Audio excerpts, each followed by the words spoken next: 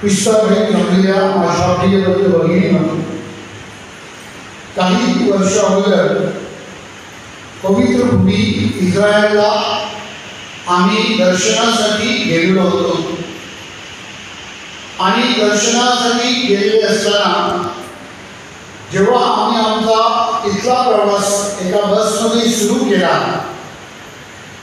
तेव्हा सर्व लोक जे आमच्याबरोबर आपल्या वस्तीची होती ते बसमध्ये चढले आणि त्या आमच्या गाडीला सांगू लागले, पहिला आम्हाला बसमध्ये वायफाय द्या.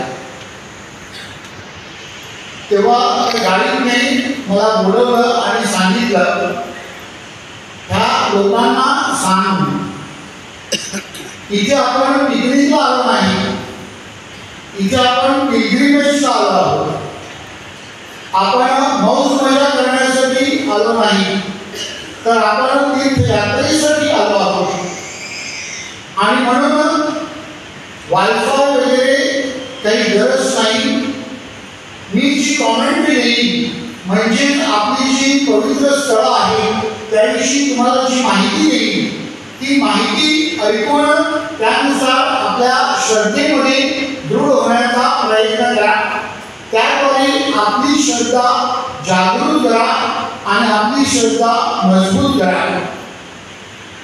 ख्रिस्तामध्ये जमलेल्या माझ्या प्रिय बंधू भगिनींनो, तीर्थयात्रा करणे हे सर्व धर्मामध्ये आपल्याला पाहायला मिळते. आपण आपले हिंदू बांधव आपल्याला सांगतात आम्ही काशीला चाललो, आम्ही तिरुपतीला चाललो.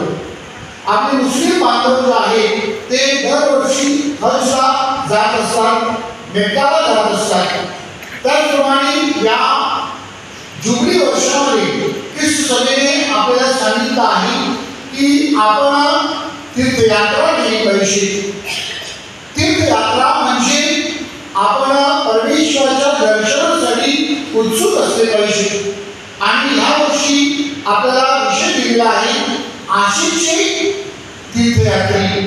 म्हणजेच आशा आपली जी आहे ती जागृत करणे. आपली आशा जी आहे की दुसऱ्यांना देऊन त्यांचं जीवन फुलवणे आणि परमेश्वराच्या उपस्थितीचा जो काही अनुभव आपण एकमेकांना दिला पाहिजे. त्याद्वारे आपण पिलग्रिम्स ऑफ होप म्हणजेच आशेची यात्रेकरू व्हावे अशी ख्रिस्त सभा आपल्याकडनं अपेक्षा करते. माझ्या प्रिय बंधू भगिनींनो, याच पार्श्वभूमीवर या नवनाच्या काळामध्ये आपण पवित्र महिला आशेची तीर्थयात्री या विषयावर चिंतन करीत आहोत. पवित्र महिलेच्या जीवनामध्ये जर आपण दृष्टिक्षेप टाकला तर पवित्र महिलेने अशा अनेक तीर्थयात्रा जणू काही केल्या की ज्याद्वारे परमेश्वराचा अनुभव तिने घेतला आणि परमेश्वराचा अनुभव घेऊन दुसऱ्यांच्या जीवनामध्ये तो परमेश्वराचा अनुभव वाढविण्यासाठी तिने तो दुसऱ्यांना दिला. जर आपण अगदी बघितलं तर गाब्रिएल देवदूताने तिला जेव्हा संदेश दिला तेव्हा तिने लगेच होकार दिला आणि देवबाई ती एक तीर्थयात्रेकरू बनली. आणि ह्या तीर्थयात्रेची सुरुवात तिने प्रथम अलिश्वा हिला भेट देऊन तिच्या जीवनामध्ये आनंद निर्माण करण्यासाठी, तिच्या जीवनामध्ये उल्हास निर्माण करण्यासाठी, तिचं जीवन सुखकर करण्यासाठी ती सेवाभावी जीवन जगली. त्यानंतर आपण पाहतो की जेव्हा प्रभू येशू ख्रिस्ताचा जन्म झाला तेव्हा प्रभू येशू ख्रिस्ताच्या जन्मानंतर योसेफला देवदूताने दर्शन देऊन सांगितलं की या बाळाची आई आणि बाळाला घेऊन तू इजिप्तमध्ये पलायन कर. आणि मग योसेफ त्यांना घेऊन इजिप्तमध्ये गेला. ही जी तीर्थयात्रा होती इजिप्तमध्ये ते निर्वासित म्हणजेच रेफ्युजी म्हणून जीवन जगले. आज जगामध्ये अनेक लोक हे रेफ्युजी म्हणून निर्वासित म्हणून जीवन जगत आहेत. पोप फ्रान्सिस आपल्याला ह्या लोकांविषयी सतत सांगत होते की ह्या लोकांना निवास व्हावा, ह्या लोकांना आश्रय मिळावा, ह्या लोकांचं भलं व्हावं, ते स्थिर स्थावर व्हावे म्हणून आपण प्रयत्न केले पाहिजे.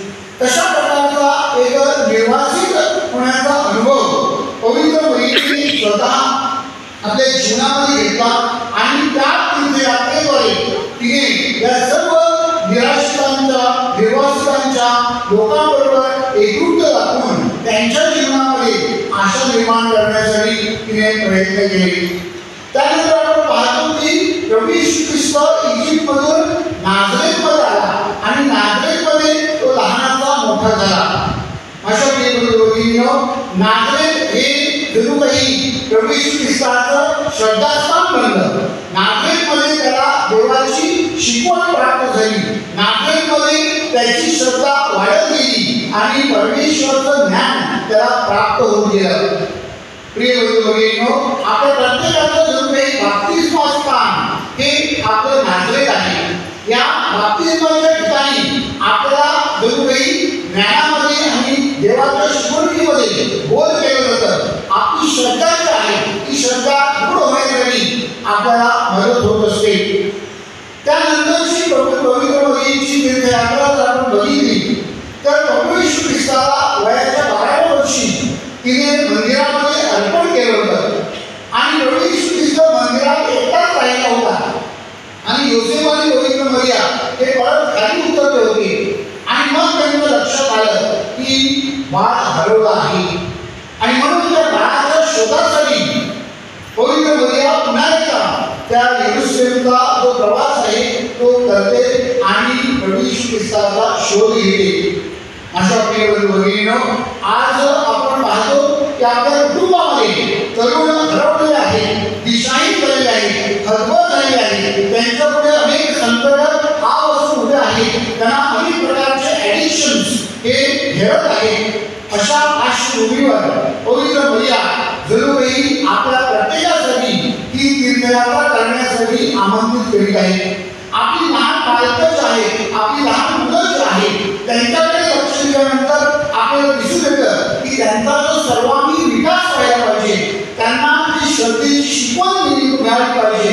त्यांच्यासाठी श्रद्धेचे जे बालकडू आहे ते पाळलं पाहिजे. त्यामुळे आपले तरुण पालक कमी पडताना आपल्या आजी आजोबा लक्ष केंद्रित करीत असताना आपल्याला दिसत आहे. आणि अशा पार्श्वभूमीवर पवित्र मरियेची ही तीर्थयात्रा हरवलेल्यांचा शोध करण्यासाठी, हरवलेल्यांना सापडेपर्यंत मदत करण्यासाठी आणि आशेने तो प्रवास करते आणि ती प्रभू येशू ख्रिस्ताचा शोध करते. माझ्या प्रिय बंधूंनो, ही पवित्र मरियेची तीर्थयात्रा देखील आपल्या प्रत्येकाला प्रेरणा देणारी आहे.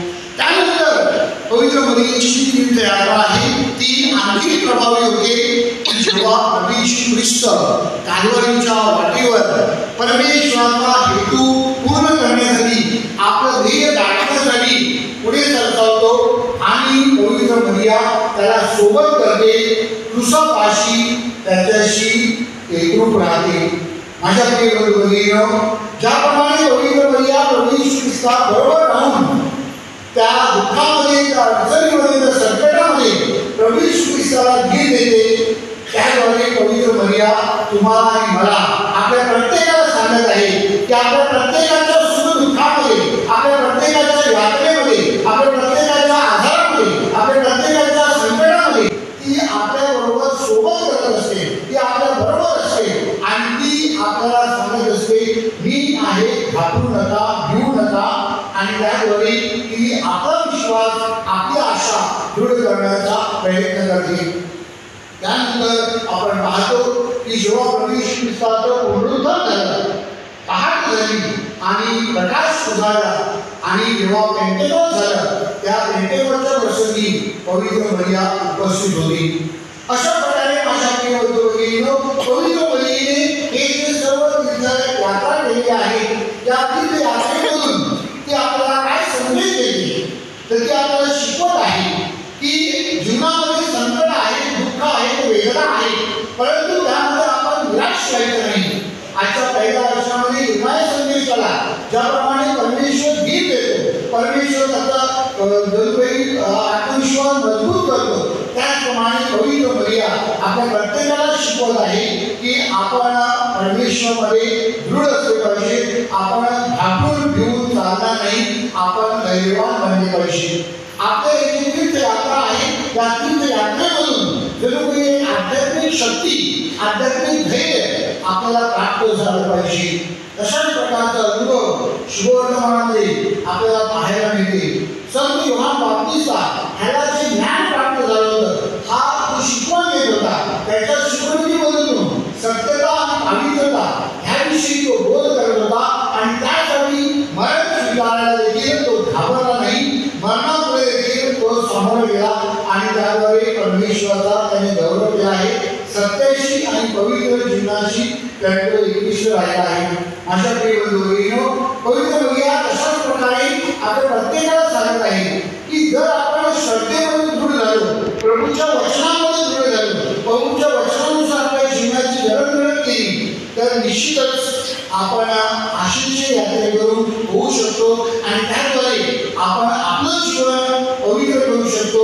आपल्या तीर्थयात्रेमधून आपल्याला परमेश्वराचा अनुभव येऊ शकतो. आपल्या तीर्थयात्रेद्वारे आपण दुसऱ्यांना आशा देऊ शकतो, दुसऱ्यांचं जीवन फुलवू शकतो. अशा प्रिय बंधू, या तीर्थयात्रेमध्ये दुसरा महत्त्वाचा मुद्दा आहे आणि तो म्हणजे तीर्थयात्रा ही मौज मजा करण्यासाठी नसते.